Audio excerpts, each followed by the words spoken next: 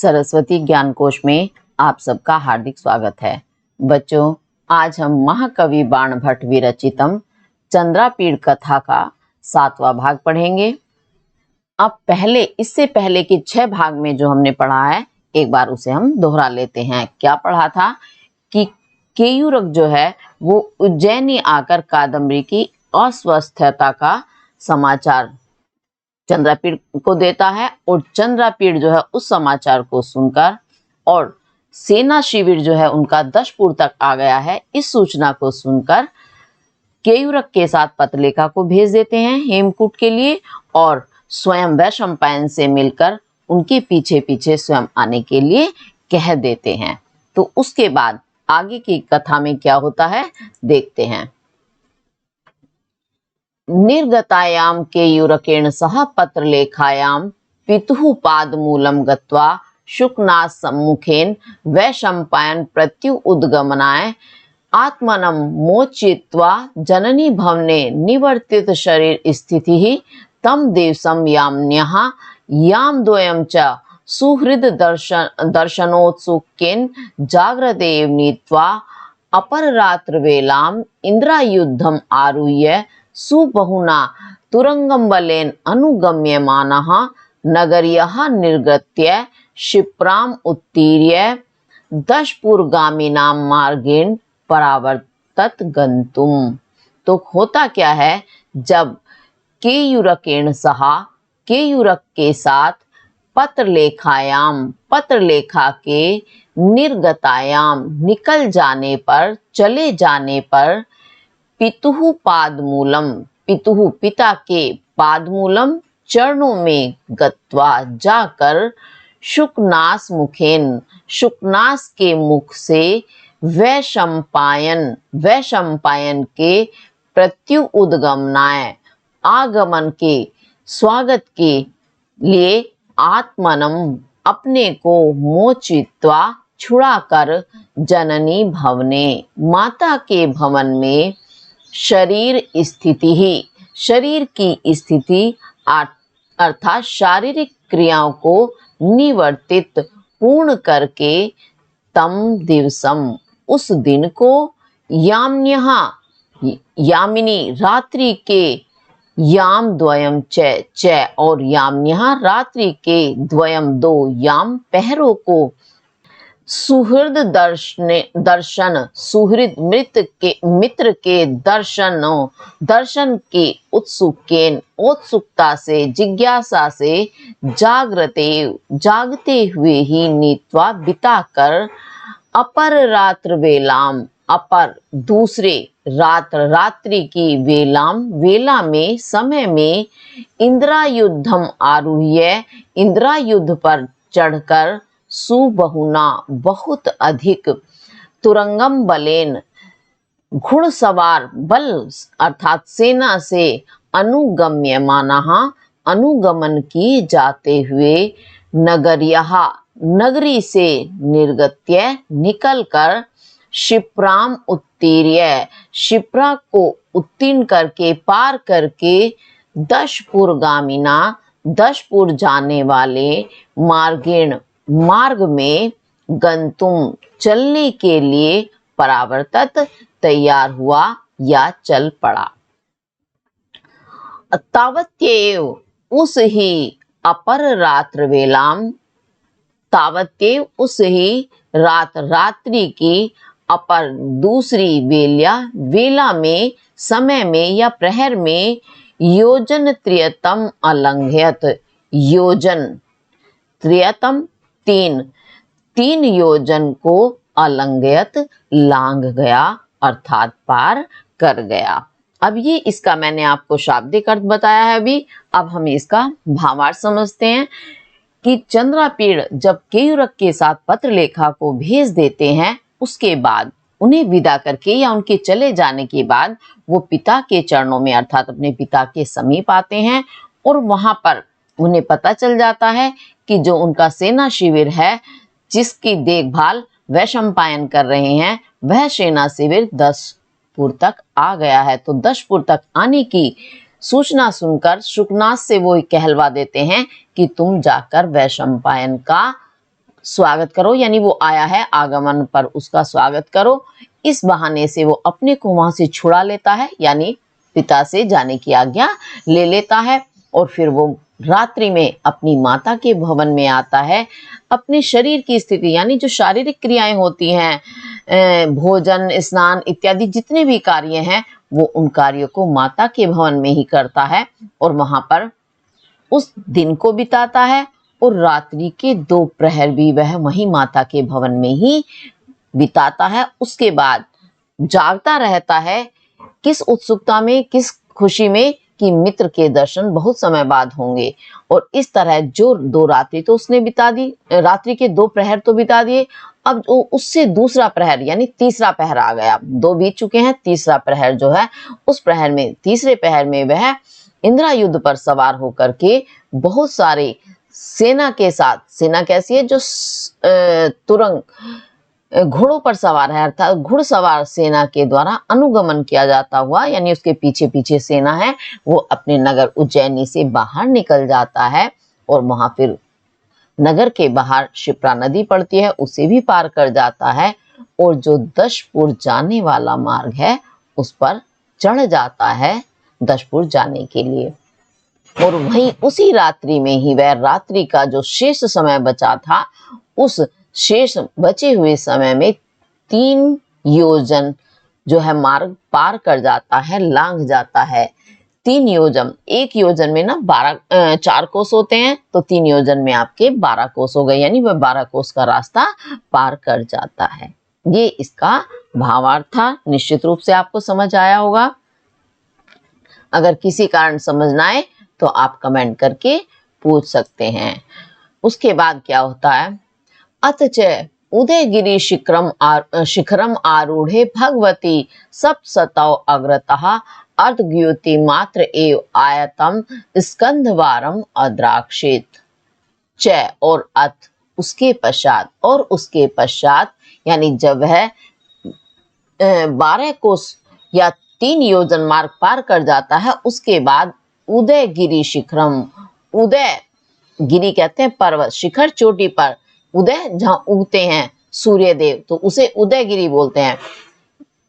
यानी उदयगिरि के शिखर पर भगवती सप्त सप्तौ, भगवान सप्त 7 सप्तौ घोड़ों वाले, 7 घोड़े वाले भगवती, भगवान कौन है, सूर्य देव, यानी सूर्य देव के आरूढ़े चढ़ आने पर, कहा, उदयगिरि शिखरम, उदयगिरि के शिखर पर, चोटी पर चढ़ आने पर, अग्रतः आगे, अर्धद्युति मात्र एव, अर्ध आधा, द्युति मात्र, द्युति जो है एक मात्रा होती है, जैसे आपके कोश योजन होते हैं, मील, किलोमीटर इत्यादि, ऐसे ही द्युति होता है।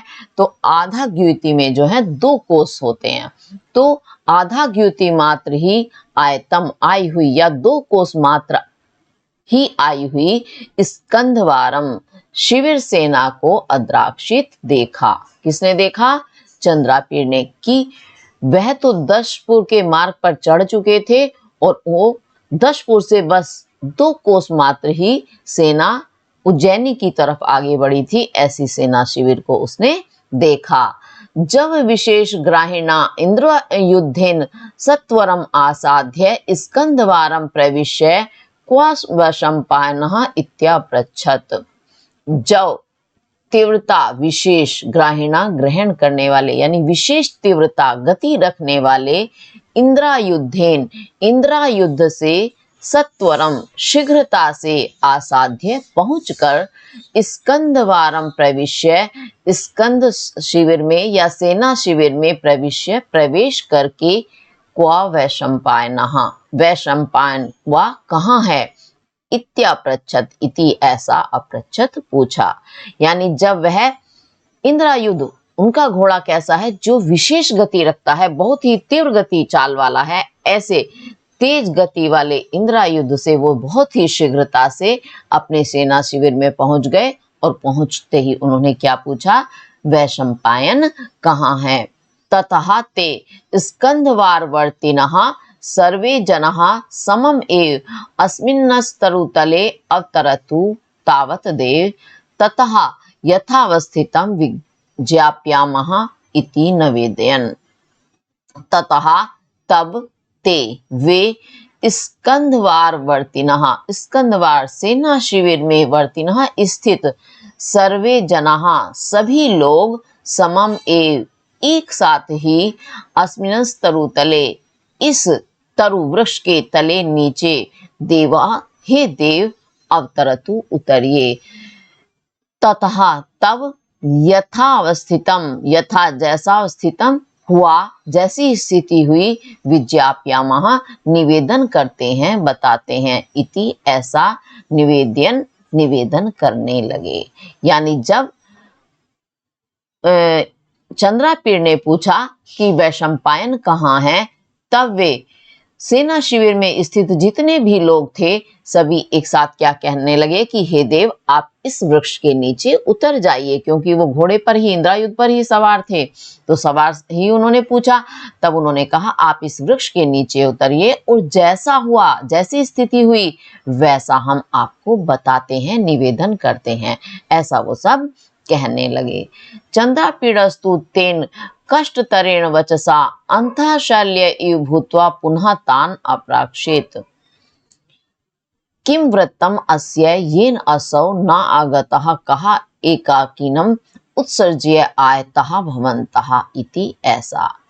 चंद्रापीडस्तु, चंद्रापीड़ भी तेन उनके द्वारा कष्टतरेण बहुत अधिक कष्ट देने वाली वचसा वाणी से अंतः शैल्य, अंतः हृदय में, शैल्य कांटे के इव समान भूतवा होकर पुनः फिर से तान उनसे अप्राक्षित पूछा। किम वृत्तम अस्य, अस्य उसका, इसका, किम क्या, वृत्तम वृत्तांत हुआ या उसका क्या हुआ, क्या घटना हुई, येन असौ, येन जिसे, असौ वह, न आगतः नहीं आया है, कहा क्यों, एकाकिनम अकेले, उत्सर्ज्य छोड़कर, आयतः आए हैं, भवन्तः आप, इति ऐसा। ऐसा चंद्रापीड़ ने उन वहां स्थित सेना शिविर में स्थित सभी लोगों से पूछा। अब इस पंक्ति को मैं फिर से एक बार अपने शब्दों में बताती हूँ कि जब उन लोगों ने कहा कि जैसा हुआ है हम वैसा आपको बताते हैं, तो उनकी उन वचनों से चंद्रापीड़ जो है अधिक कष्ट को प्राप्त हुए। उनके हृदय में मानो कोई कांटा चुभ गया है, तो कांटे चुभे हुए घायल जैसे होकर उन्होंने पूछा, क्योंकि एक तो वो पहले ही बहुत पीड़ित हैं कि वैशंपायन उनसे बहुत समय से दूर हैं, उधर कादम्बरी की कथा हो रही है, वह अस्वस्थ है, तो इस कारण वो दुखी तो पहले ही थे, और जब उन्होंने उन सिपाहियों या सैनिकों के वो वचन सुने तो उन्हें और भी अधिक कष्ट हुआ, और ऐसा उन्हें आभास हुआ मानो उनके हृदय में कोई कांटा चुभ गया है, यानी घायल हुए से उन्होंने पूछा कि उसका क्या हुआ, किसका, वैशंपायन का। क्यों, वैशंपायन तो उन्हें दिखाई नहीं दिए, और सेना ने कुछ ऐसा जवाब दिया उनकी बात का, तो जिसके कारण वो और भी ज्यादा पीड़ित हो गए। तो उन्होंने पूछा कि उसका क्या हुआ जिसके कारण वह यहाँ नहीं आया है तुम लोग के साथ, और तुम लोग उसे अकेली छोड़ करके क्यों आए हो। ऐसा प्रश्न चंद्रापीड़ ने उन सिपाहियों या सैनिकों से किया। अब निश्चित रूप से आपको समझ आ गया होगा ये। अब आगे देखते हैं उसके बाद क्या हुआ। ते च एवं पृष्ठः विज्ञापयन् देव श्रूयताम यथाव्रतम।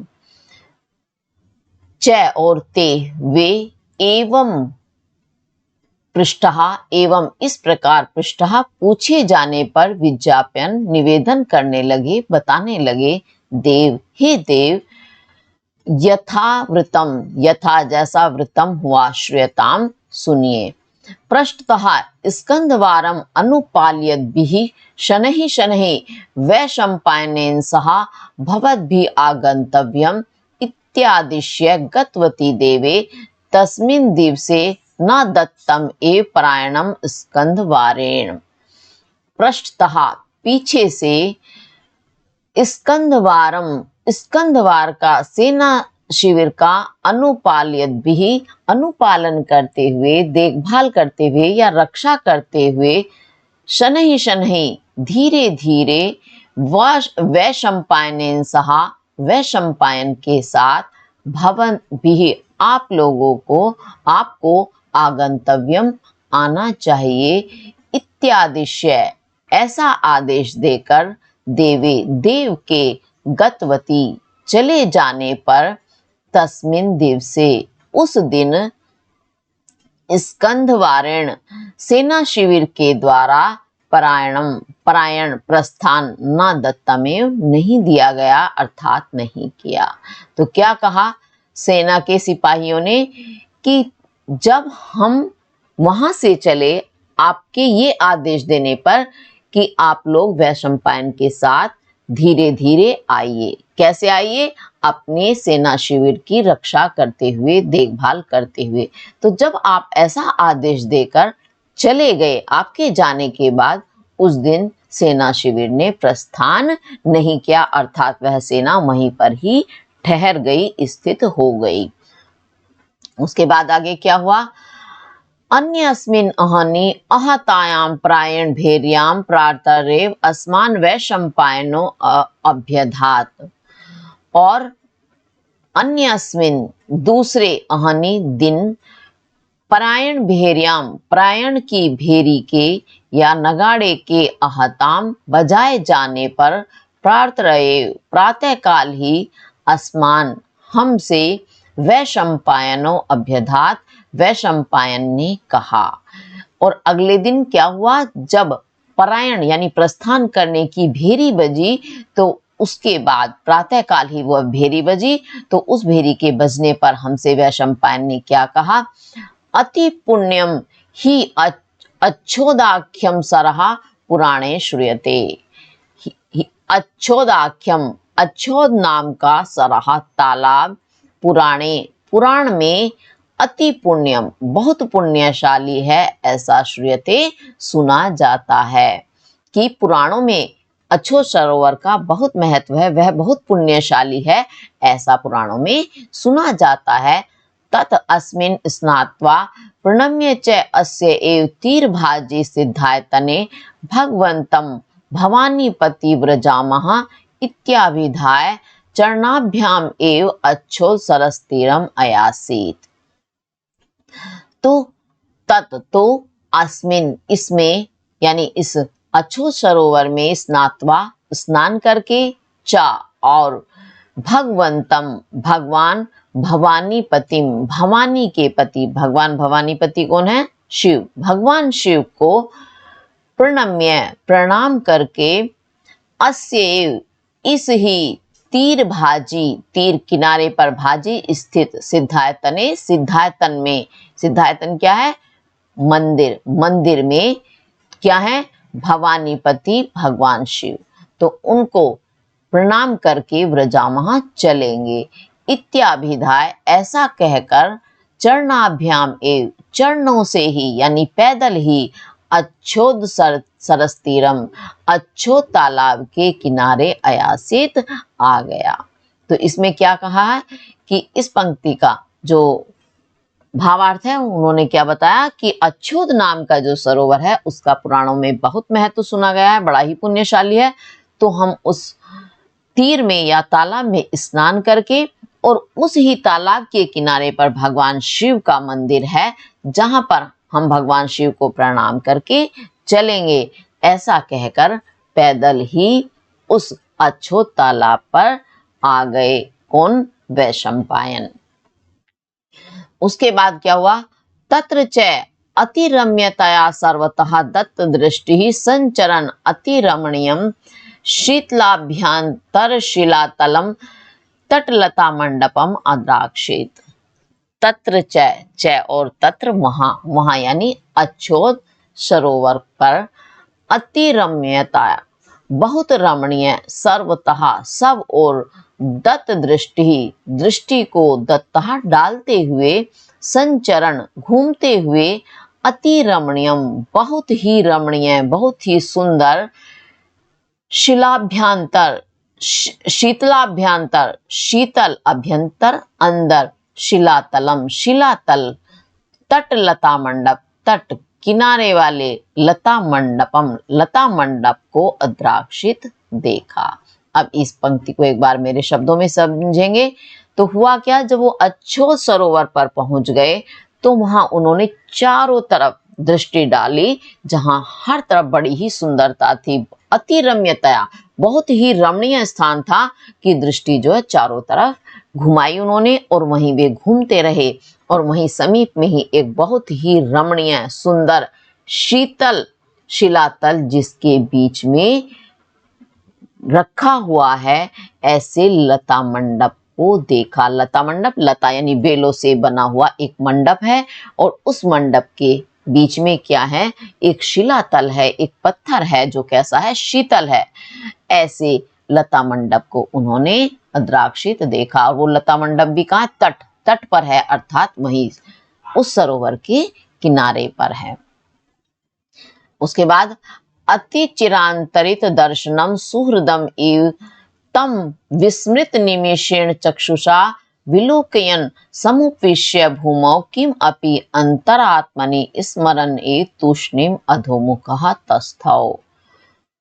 अति चिरांतरित, बहुत अधिक चिरांतरित समय के पश्चात दर्शनम, दर्शन वाले, सुहृदम मित्र के समान, तम उसे, विस्मृत भूले हुए, निमेषेण पलकों वाले, चक्षुषा नेत्रों से, विलोकयन देखते हुए, भूमौ भूमि पर, समुपविश्य बैठकर, किम अपि कुछ, अंतरात्मनि अंतरात्मा में, हृदय में, स्मरण एव याद करते हुए से, अधोमुखः अध नीचे, मुखा मुख किए हुए, तूष्णीम चुपचाप, तस्थौ स्थित हो गए, बैठ गए या स्थित रहे।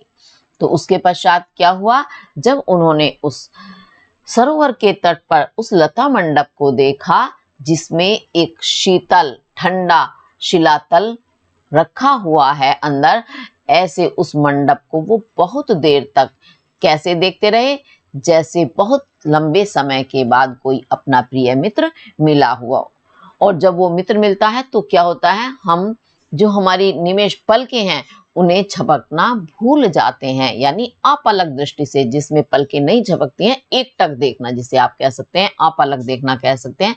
तो अपलक दृष्टि से या नेत्रों से उसे देखते हुए वहीं भूमि पर बैठ गए और उसे देखते हुए ऐसा लग रहा था मानो वो अपने हृदय में कुछ याद सा कर रहे हैं और नीचे मुख किए हुए चुपचाप वो वहीं पर बैठ गए, ठहर गए। ये इसका भावार्थ हुआ। अब ये आपको समझ आ गया होगा। अगर किसी वजह से समझ ना आए तो आप कमेंट करके पूछ सकते हैं। अब उसके बाद आगे क्या हुआ, तथा अवस्थितम तम अवलोक्य जात चिंता वयम एवं अवदाम। तथा इस प्रकार से, अवस्थितम बैठे हुए, स्थित हुए, तम उसे, अवलोक्य देखकर, जात चिंता जात उत्पन्न हुई, चिंता चिंता वाले, वयम हमने, एवं इस प्रकार, अवदाम कहा। क्या कहा, दृष्टवा दर्शन्याम अवधि एषा भूमि। दर्शन्याम देखने योग्य, देखने की सुंदरता, दर्शनीय क्या चीज होती है, जो देखने योग्य हो, यानी बहुत ही सुंदर हो, वही देखने योग्य होती है। सुंदर चीजों की तरफ हमारा ध्यान आकर्षित होता है। तो दर्शन्याम देखने की या सुंदरता की अवधि, चरम सीमा वाली, एषा भूमि यह भूमि, दृष्टा देख ली गई है। तो उन सैनिकों ने जब देखा कि वैशंपायन इस अवस्था में स्थित हो गए हैं कि वो पलक झपकना तक भूल गए हैं, देखने में ही उन्हें पता चला कि कुछ अलग सा उन्हें आभास हुआ वैशंपायन को देखकर, उनकी जो शारीरिक अवस्था है उससे। तो उन्होंने उसे देखकर वैशंपायन से कहा कि ये जो सुंदरता की चरम सीमा वाली भूमि है, ये आपने अब देख ली है। तत उत्तिष्ठ, तो उत्तिष्ठ उठ जाओ, यानी अब उठ जाओ, देख चुके हो यह स्थान। निवर्त्य स्नान विधि, और स्नान की विधि को निवृत्त करो, पूर्ण करो, क्योंकि स्नान करने के लिए तो वहां आए हैं। तो स्नान, उठ करके स्नान करो। और परायणाभिमुखः सकलः स्कंदवरः त्वां प्रतिपालयन् आस्ते इति। परायणाभिमुखः, परायण के लिए, प्रस्थान के लिए, अभिमुखः तत्पर हुई, तैयार हुई, सकलः सकल, संपूर्ण, स्कंधवरः स्कंदवार, सेना शिविर, त्वाम तुम्हारा, प्रतिपालयन प्रतीक्षा करते हुए, आस्ते स्थित है, इति ऐसा। ऐसा हमने उन वैशंपायन से कहा कि संपूर्ण सेना जो है वो प्रस्थान करने के लिए तैयार है और वह आपकी प्रतीक्षा करते हुए स्थित है। स तु एवं उक्तो अपि अस्माभिः अश्रुत अस्मद्य आलाप इव न किंचित अपि प्रत्युत्तरम अददात। स तु वह तो, एवं इस प्रकार, उक्तो अपि कहने पर भी, अस्माभिः हमारे, हमारी ऐसा कहने पर भी, अश्रुत श्रुत सुनना, अश्रुत बिना सुने हुए, अस्मदीय हमारे, ये आलक लिखा है, ये है आलाप, आलाप बात को, इव मानो, न किंचित अपि कुछ भी ना नहीं, प्रत्युत्तरम प्रत्युत्तर अददा दिया, यानी उन्होंने प्रश्न किया, प्रश्न का जब उत्तर होता है उसे प्रत्युत्तर कहते हैं, तो उन्होंने उनके प्रश्न का कोई उत्तर न अदादात नहीं दिया। इस पंक्ति को एक बार फिर से देखेंगे।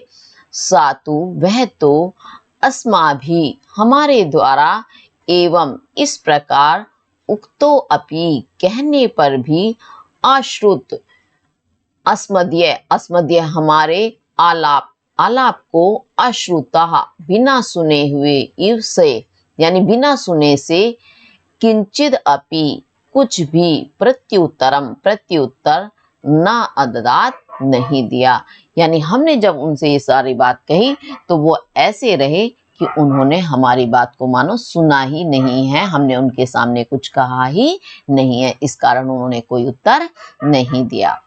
तम एव केवलम लता मंडप अनिमेषेण पक्ष्मणा चक्षुषा विलोकितवान। तम एव केवलम केवल, तम एव उस ही, लता मंडपम लता मंडप को, अनिमेष अपलक पक्ष्मणा पलकों से, पलकों वाले, चक्षुषा नेत्रों से, विलोकितवान देखते रहे, यानी क्या हुआ कि उन्होंने कुछ नहीं उत्तर दिया और केवल उस ही लता मंडप को वह अनिमेष पक्ष्मणा बिना झपकी, पलकों वाले, चक्षुषा नेत्रों से, यानी उन्होंने पलकों को झपका ही नहीं, ऐसे अपलक दृष्टि से या नेत्रों से, विलोकितवान देखते रहे। क्या देखते रहे? लता मंडप। पुनः पुनश्च अस्माभिः आगमनाय अनुरुध्यमानः परिच्छेद निष्ठुरम अस्मान् अहास्मान् मया तु न यातव्यम अस्मात् प्रदेशात्। पुनः पुनः च और पुनः पुनः बार बार, अस्माभिः हमारे द्वारा, आगमनाय आने के लिए, अनुरुध्यमानः अनुरोध करने पर, परिच्छेद निष्ठुरम परिच्छेद करने में या निर्णय लेने में, निष्ठुरम निष्ठुर कठोर हुए, अस्मान हमसे, अहास्मः कहा, क्या कहा? मया तू मेरे द्वारा तो, अस्मात् प्रदेशात इस प्रदेश से, ना यातव्यम नहीं जाया जाएगा, कि मया तू मेरे द्वारा, अस्मात् प्रदेशात इस प्रदेश से, अर्थात इस स्थान से, ना यातव्यम नहीं जाया जाएगा, अर्थात मैं इस स्थान से नहीं जा सकता, जाने में समर्थ नहीं हूँ। गच्छन्तु भवन्तः स्कंदवारम आदाय इति। भवन्तः आप, स्कंदवारम स्कंद सेना या सेना शिविर को, आदाय लेकर, गच्छन्तु जाइए, इति ऐसा। ऐसा जो है वैशंपायन ने उन सैनिकों से कहा। उसके बाद क्या होता है? इत्युक्तवन्तः च तम अकस्माद् एव किंचित् अस्य वैराग्य कारणम् उत्पन्नम् इति आशंक्य स अनुनयम् आगमनाय पुनः पुनः प्रतिबोध्य तादृश असंबद्ध अनुष्ठानेन जात पीड़ाः निष्ठुरम् अपि अभिहितवन्तः वयम्। च और तम उसके, इत्युक्तवन्तम कहने पर और उसके ऐसा कहने पर अकस्मात एव अचानक ही किंचित कुछ अस्य वैराग्य कारणम अस्य इसके वैराग्य कारणम वैराग्य का कारण उत्पन्नम उत्पन्न हो गया है इति ऐसी आशंका करके संदेह करके सा अनुनयम अनुनय पूर्वक बड़ी विनम्रता के साथ आगमनाय चलने के लिए आने के लिए पुनः पुनः बार बार प्रतिबोधित करते हुए यानी जागृत करते हुए प्रतिबोधित करना बोध करना ज्ञान कराना यानी समझाने पर तादृश उस प्रकार के असंबंध अनुष्ठानेन उस असंबंध यानी गलत अनुष्ठान से तरीके से जात उत्पन्न हुई पीड़ा वाले वयम हमने निष्ठुरम अपि निष्ठुर भी कठोर भी अभिहितवंतः कहा। यानी हुआ क्या, वैशंपायन को जब उन लोगों ने उन सैनिकों ने चलने के लिए अनुरोध किया तो उसने जाने से उस स्थान से मना कर दिया। तो उसके ऐसा कहने पर क्या हुआ, उन सैनिकों के मन में आशंका उत्पन्न हुई कि अचानक से ही इसके मन में ये कुछ वैराग्य उत्पन्न हो गया है। तो इस कारण हमने बड़ी कोमलता से अनुनय विनय करके विनम्रता से उसे चलने के लिए बार बार समझाया, लेकिन वह जो उसका अनुष्ठान था, वह जो तरीका था जो कैसा था, असंबद्ध यानी गलत तरीका था, उससे वो सारे कैसे हुए, पीड़ित हुए, सबके मन में पीड़ा उत्पन्न हुई। तो उन्होंने बड़े कठोर वचन भी कहे कि ताकि इसका वैराग्य इन बातों से कठोर बातों से खत्म हो और ये हमारे साथ चलने के लिए तैयार हो जाए। तो उन्होंने इसी कारण उसे कठोर वचन भी कहे कि उसका मन इन चीजों से हट जाए जिस कारण मन में वैराग्य उत्पन्न हुआ है। स तु किम अहम एतावत् अपि न वेदिम यत गमनाय माम भवन्तः प्रतिबोधयन्ति। सा तु वह तो किम अहम मैं किम क्या एतावत् भी इतना भी न वेदिम नहीं जानता हूँ यत की माम मुझे गमनाय चलने के लिए भवन्तः आप लोग प्रतिबोधयन्ति प्रतिबोधित कर रहे हैं, समझा रहे हैं कि क्या मैं इतना भी नहीं जानता कि आप लोग मुझे यहाँ से चलने के लिए समझा रहे हैं कि चलो, ये सब मैं समझ रहा हूँ। कहने का तात्पर्य यह है वैशंपायन का कि मुझे सारी बातें समझ आ रही हैं। अपि च और भी चंद्रापीड़ेन बिना चंद्रापीड़ के बिना क्षणम अपि क्षण भर के लिए भी अहम मैं अन्यत्र अन्य स्थान पर कहीं भी स्थातुम स्थित रहने में न पार्यामी समर्थ नहीं हूँ। तथापि किम करोमि तथापि फिर भी किम करोमि क्या करूं, यानी वो बताता है वैशंपायन की मैं चंद्रापीड़ के बिना एक पल भी कहीं नहीं रह सकता, लेकिन मैं क्या करूं, इस समय विवश हो गया हूं कि अब मुझे कुछ भी सूझ नहीं रहा है। कहने का तात्पर्य यह है अनेन एव क्षणेन सर्वत्र विगलितम में प्रभुत्वम। अनेन एव क्षणेन इस ही क्षण से इस ही पल से मेरा प्रभुत्व मेरी शक्ति सर्वत्र सारी विगलित हो गई है, नष्ट हो गई है। यानी इस पल जिस क्षण मैं इस लता मंडप में या इस सरोवर के किनारे आया हूँ उसी क्षण से मेरी शक्ति विगलित हो गई है, यानी नष्ट हो गई है। वो भी कैसी शक्ति, सर्वत्र सारी शक्ति ही समाप्त हो गई है मेरी, अपने ऊपर मेरा वश नहीं रहा। कहने का तात्पर्य ये है। अभी आपको समझ आ गया होगा। तो आगे क्या होता है देखते हैं। स्मरद इव किम अपि मनो नान्यत्र प्रवृत्ते। स्मरद इव याद करता हुआ, किम अपि कुछ याद करता हुआ, इव सा मनो मेरा, अन्यत्र दूसरी जगह ना प्रवृत्ते नहीं लग रहा है। यानी मन में कुछ याद सा आ रहा है, इस कारण दूसरी जगह किसी भी और चीज में मेरा मन नहीं लग रहा है, प्रवृत्त नहीं हो रहा है। निगलिताव इव अन्यत्र पदम अपि दातुम न चरणम उत्सहेते। निगलिताव इव, तो जब इसे विच्छेद करेंगे बनेगा निगलिताओ जमा इव। निगलिताओ बेड़ी से जकड़े हुए इव से, पदम अपि एक कदम भी चरणौ चरण अन्यत्र, दूसरी जगह दातुम देने में न उत्साहिते, उत्साहित नहीं हो रहे हैं। यानी मेरे चरणों में जैसे बेड़ी पड़ गई हो, जंजीरों से जकड़ गए हों, ऐसे मेरे पैर एक कदम भी दूसरे स्थान पर उठने के लिए उत्साहित नहीं हो रहे हैं। जब पैरों में जंजीर या कुछ बाधा पड़ जाती है, बेड़ी जकड़ जाती है, तो एक कदम भी उठाना मुश्किल हो जाता है। ऐसा ही इसमें वैशंपायन बता रहे हैं। तत् अलम निर्बंधनेन गच्छन्तु भवन्तु इति उक्त्वा तेषु तेषु तरुतलेषु लता गहनेषु सरसतीरेषु किम अपि नष्टम इव अन्विषयन् बभ्राम।